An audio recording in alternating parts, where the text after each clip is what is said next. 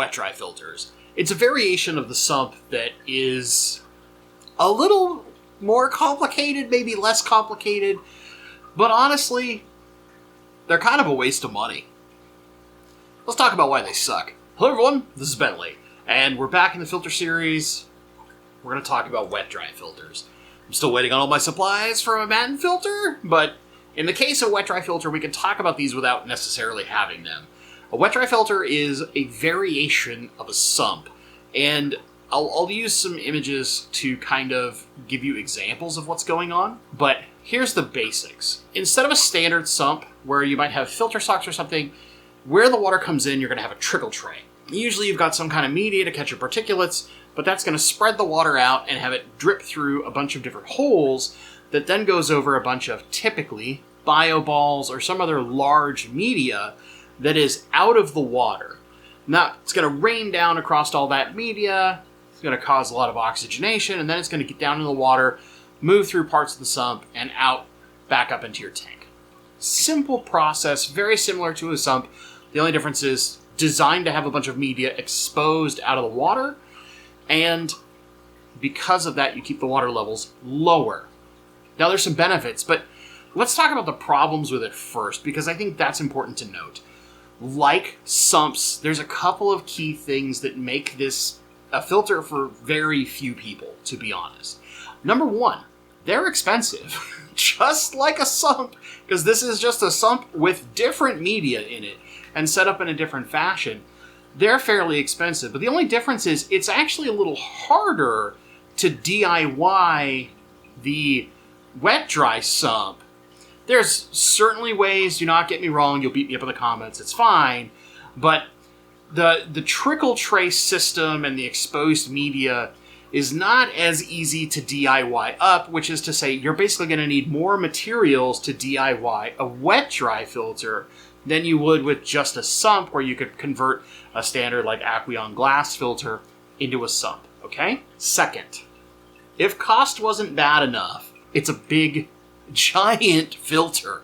So that means that you need a lot of extra space. Now, if you're doing a fairly large tank like the Guppy Mansion behind me here, that's a good opportunity, right? Bigger filters are great with really big tanks, but if you're trying to filter a small tank, not so great, because realistically, it's just way more filter than you're ever going to need, or you're going to try and hook up a multi-tank system to it, and that can run into problems of its own. Finally, the last major problem that I'd want to talk about with this particular one is, unlike the standard sump, because we're keeping that water level lower for the wet-dry system, and typically we don't have as many chambers, it's a much simpler version of a sump, we don't have as much room to do as much crazy nonsense as we would with a standard sump. You can still probably hide some equipment in this thing, but usually you don't have quite as much going on.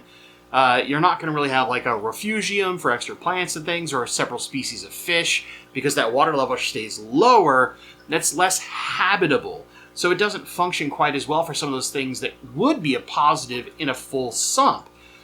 The wet-dry loses a lot of that stuff because of the design and the water level that we're sticking to. Also, and I consider this a part of that third point, in the case of like a full sump, you have a good amount of water level. So if you do keep small fish, like the guppies in the Gumpy Mansion behind me, if they somehow end up in your sump, or shrimp, or something like that, there's plenty of water for them to sit in.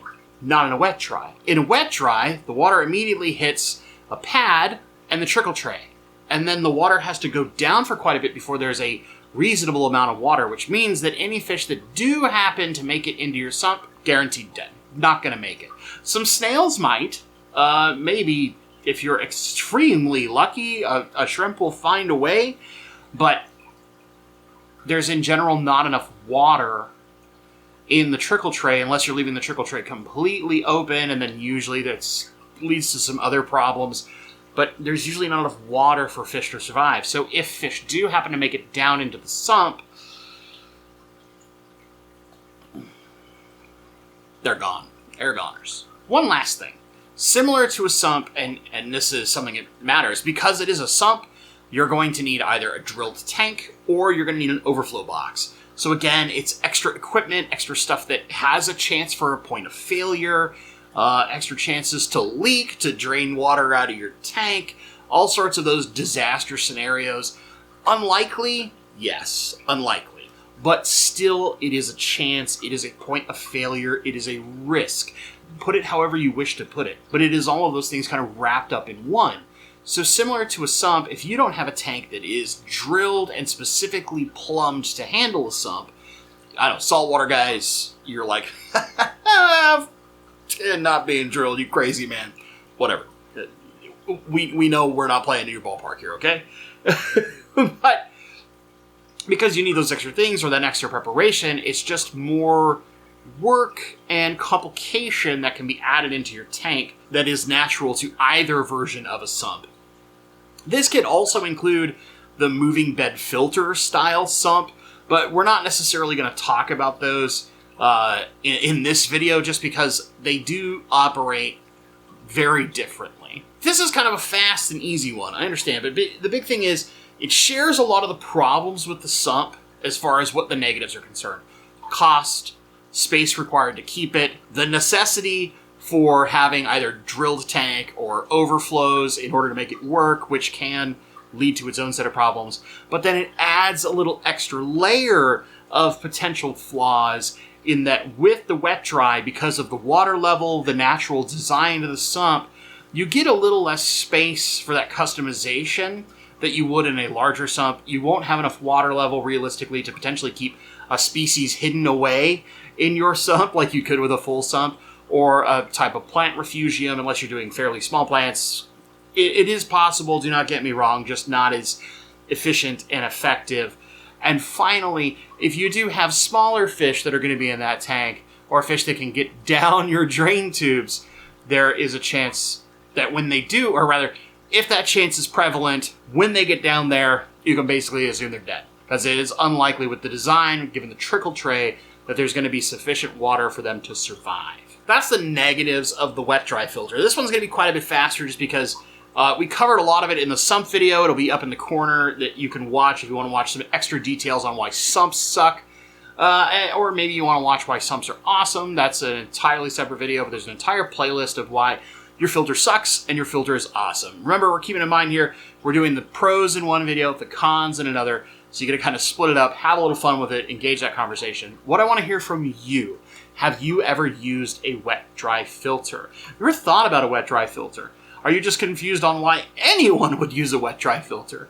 Let me know in the comments down below. If you've enjoyed this video, please consider giving it a thumbs up, share it, and if you're not subscribed, consider subscribing. It is the free and easy way to help your friendly neighborhood crazy dum-dum on the internet keep making videos and keep doing all sorts of crazy stuff like setting up new tanks or filters or testing equipment or giving plant tips, going to conventions, all kinds of crazy stuff.